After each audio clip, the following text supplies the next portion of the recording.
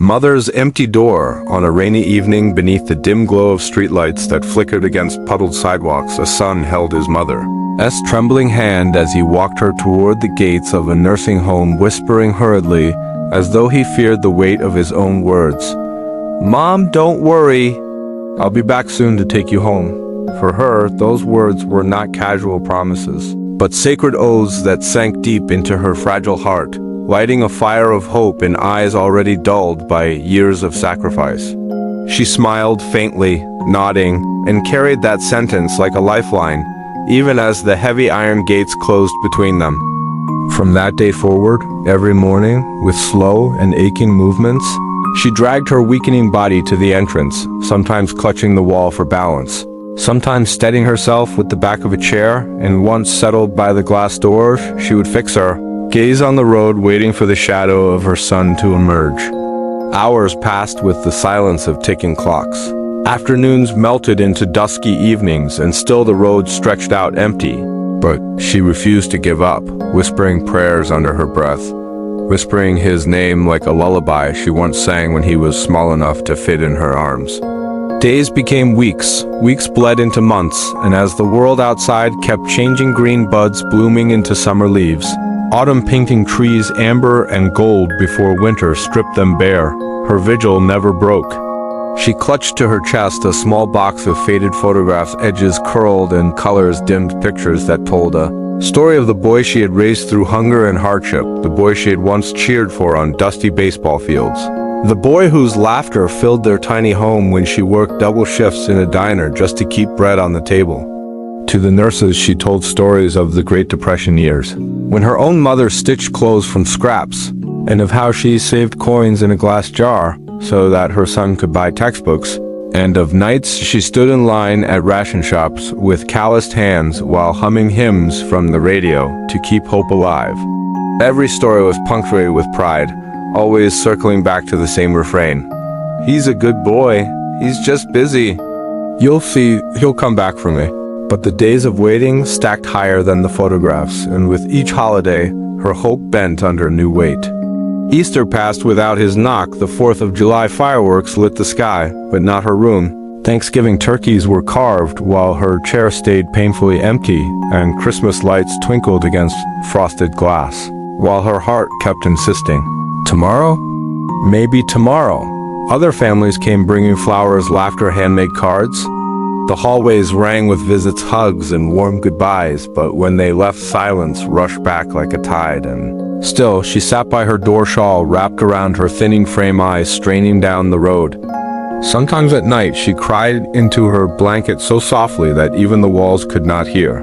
Other times she smiled faintly at curious children who asked why she sat there, answering with the same fragile faith, "My son is coming for me, maybe today." Seasons turned her hair to silver, her back bent lower, her steps shrank until she could no longer walk unassisted. Yet even in her wheelchair she begged the nurses, "Please, place me by the door." Her voice weakened, her hands shook like leaves in autumn winds, but her eyes never stopped searching the distance. She whispered, "Michael." Michael, in her sleep, her lips quivering with longing, as though each syllable might summon him home. Then came the night when winter settled hard against the nursing home walls, cold, seeping through cracks like uninvited memories. The hallways were quiet, the faint smell of pine from a forgotten wreath lingered, and outside snowflakes spun down from the dark sky. She sat at the door again, bundled in her thin shawl, eyes wide and unblinking, watching the empty road vanish into shadows. Hours trickled by, the nurses urging her to rest, but she shook her head softly, whispering, "Not yet." He might come. Midnight passed, the building silent, but for the creak of old radiators, and her body sagged against the chair. She leaned her head back, her breathing shallow, her gaze still fixed outward, as if waiting for the crunch of familiar footsteps on snow. At some unseen moment, her chest stilled, her lips parted, and her heart surrendered its final beat. When the staff found her in the morning, she was motionless, her hands folded neatly in her lap, her eyes still locked on the road, as if even in death she was whispering the same words, "Maybe my son will come today." Days later, the son returned heavy with guilt that gnawed at his bones like hunger. He walked through the corridors, the silence louder than any noise, until he reached her room and found it stripped bare of presents, only a lingering scent of lavender and the little box of photographs left on the dresser. His trembling hands flipped through the images, her young face smiling at him, his childhood. Grin full of innocence, and beneath her pillow he discovered a note, her handwriting shaky, yet steady enough to pierce his soul. Michael, I was never angry. I only wanted to see you one more time. I waited as long as I could. Maybe tomorrow, I thought, maybe the day after. But if you're reading this, I'm already gone. Don't carry shame, just remember me with love. Always, Mom. He clutched the paper to his chest, sobbing, his tears falling across the ink, but the room gave no answer except a silence, and outside the snow continued to fall in slow, unending sheets, as though the sky itself wept for a mother.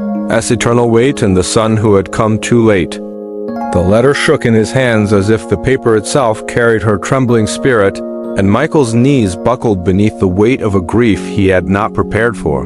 A grief sharpened not by death alone, but by the silence of promises unkept.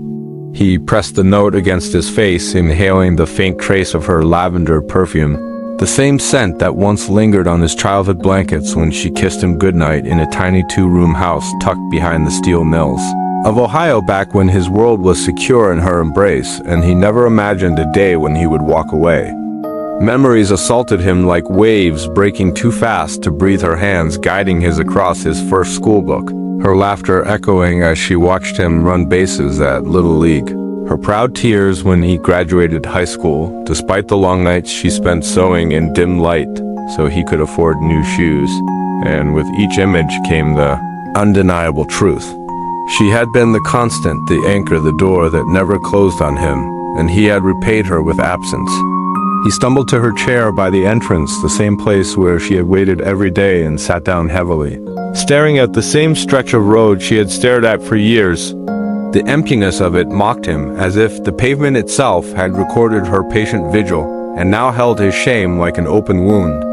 The nurses approached quietly, their faces carved with the weary sympathy of those who had witnessed her wait.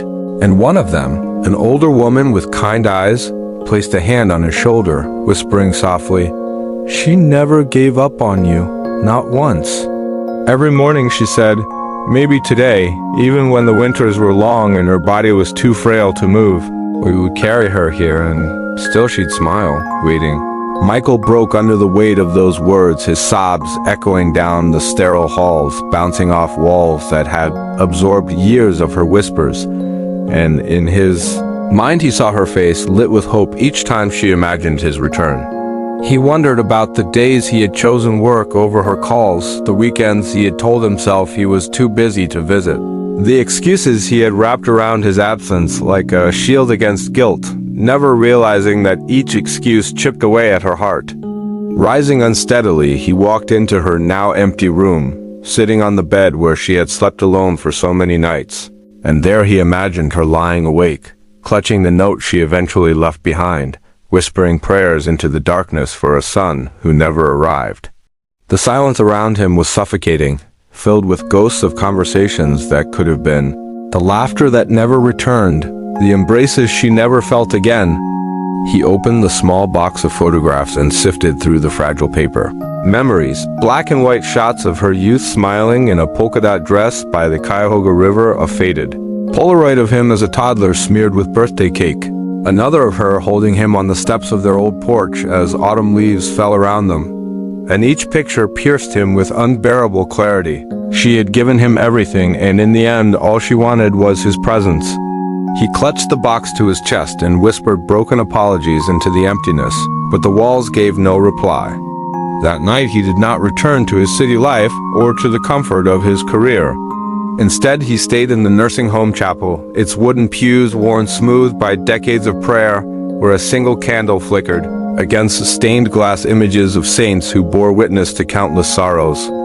He knelt and prayed, though he hadn't prayed in years, asking for forgiveness from a God he wasn't sure would listen, asking for a second chance he knew would never come. And as dawn broke through the colored glass painting the floor in fractured light, he realized that his punishment was not divine wrath, but the endless ache of knowing he had been too late. At the funeral held on a gray morning with drizzle coating the church steps, the air smelled faintly of wet earth and lilac. The few who came were mostly nurses and neighbors who remembered her kindness, and Michael stood apart, the folded letter tucked into his jacket pocket like a knife pressed to his heart. When the pastor spoke of her patience, her unwavering hope, her faith that tomorrow would bring her son home, Michael wept openly, no longer caring about dignity, his sobs mingling with the rain that streaked across the windows. At the graveside, when the coffin lowered into the ground, he whispered, "I'm here now, Mom. I'm here." Though the earth did not return her voice, only the hollow thud of dirt falling against the lid. That evening, unable to bear the silence of his own apartment, he returned to the nursing home one last time.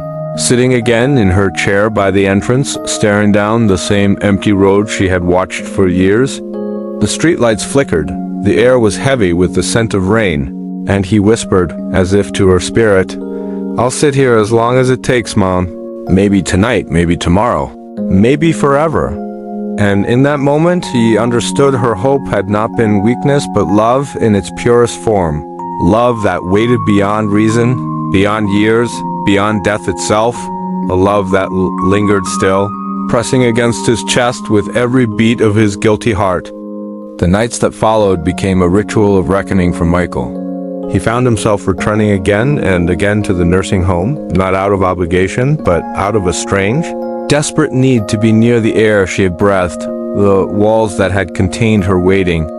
He sat in her chair by the door, tracing the grooves worn into the armrests by her fragile hands, as if the wood itself remembered the rhythm of her patience. Sometimes he closed his eyes and tried to imagine what she must have seen, every car that passed, every figure in the distance, how her heart must have leapt for an instant before sinking back into disappointment when it wasn't to him. The nurses told him she had once waded through a 4th of July parade, her frail frame wrapped in a shawl as fireworks boomed in the sky above. Her gaze still fixed on the road because she believed her son might come that very night. Another recalled Christmas Eve when carolers sang outside the windows, and his mother had whispered to the staff, "Don't worry, my boy will be here." He never misses Christmas, yet he had missed it every single one, and Michael sat there drowning in the unbearable truth that she had lived in hope, while he had lived in excuses. In the weeks after the funeral, he began visiting her grave every morning, carrying fresh flowers, sometimes chrysanthemums, sometimes wild daisies she once loved to place in a glass jar by their old kitchen sink. He would sit by the headstone, talking to her as though she could still hear, telling her about his work, his regrets, his sleepless nights. The cemetery groundskeeper, an old veteran with weathered hands, often watched from a distance, and one morning he walked over, resting a hand on Michael's shoulder. "Son," he said, his voice rough with years, "your mother waited longer than most people would. That kind of waiting doesn't die easy. She's probably still watching, just from a place you can't see." Michael nodded, tears running freely, realizing that even in death she was still the one offering him comfort. But grief has a way of reshaping a man, of turning his life into a mirror he can't avoid. Michael quit the high-paying job that had once seemed too important to pause for family dinners. He sold the condo that had felt so empty since her passing, and with the money, he returned to their old neighborhood. The house was long gone, replaced by a cracked parking lot beside an abandoned mill, but he stood on that asphalt and closed his eyes, hearing the echo of her voice calling him in for supper, smelling the faint aroma of cornbread and stew that had once seeped from their kitchen windows. Standing there, he realized something profound, that the truest wealth he had ever known was not measured in promotions or paychecks, but in the warmth of her presence, the security of her waiting door. So Michael made a vow. If he could not return her love to her, he would give it to others who still had the chance to be seen, to be remembered. He began volunteering at nursing homes across the city, sitting with residents whose children rarely visited, listening to stories that spilled out like fragile treasures. A man who had been a jazz saxophonist in Chicago during the 1940s. A woman who remembered dancing on VJ Day in Times Square, another who still carried a creased photograph of her husband lost in Vietnam.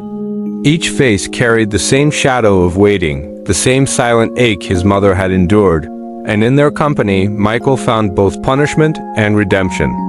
He became the visitor they were longing for, the presence at the doorway, the voice that said, "You are not forgotten."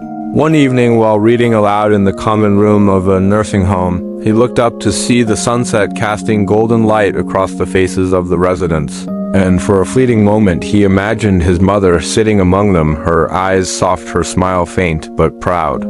It was as if she were telling him, "This is what I waited for, not just for you to return, but for you to understand." The realization broke him open, yet it also stitched something back together. He could not undo the past, but he could transform its ache into presence, into action, into love offered forward. Years slipped by. The seasons changed, just as they had during his mother's long vigil. But this time Michael noticed them. He stood under autumn trees and let the leaves fall against his shoulders. He sat on porches during summer storms and let the rain soak his skin. He walked through winter snow, remembering how she had once wrapped his small hands in hers to keep them warm. Life had slowed him down, forced him to breathe, to see, to wait not for his own desires, but for the chance to honor the waiting she had carried for so long. On the 10th anniversary of her passing, Michael returned to her grave with his own grown children beside him. His daughter placed a bouquet on the grass, and his son bowed his head in silence. Michael told them the story, every raw truth of it, every tear-stained regret, every whisper of hope that their grandmother had clung to until her final breath. He told them not to wait until it was too late to hold on to the ones who loved them, not to trade time for ambition, not to mistake presence for something that could be postponed. His children wept with him, and in that moment, he felt something shift. Her story was no longer just his burden, but a legacy carried forward. That night, back home, Michael sat alone on his porch, the air filled with the rustling of leaves and the distant whistle of a passing train. He thought about how many doors across America stood empty, how many mothers and fathers waited in silence for children who would never come. The sorrow was overwhelming, yet in it he felt his mother's hand again, steadying him, guiding him as she once had when he was a boy. And he whispered into the night as if she could hear, "Mom, the door isn't empty anymore. I'm here. And I'll keep being here for you, for them, for everyone who waits." And in the hush that followed, with the wind stirring the branches like a gentle lullaby, Michael felt it, not a voice, not a vision, but a warmth deep in his chest, as though love itself had answered. The emptiness of the door had finally become a doorway, opening not to despair, but to understanding, to presence, to a love that outlasts even death. And the story of his mother's waiting became more than grief. It became a reminder carried forward that parents do not ask for the world only for time, and that the most dangerous lie a child can tell is, "I'll come back tomorrow."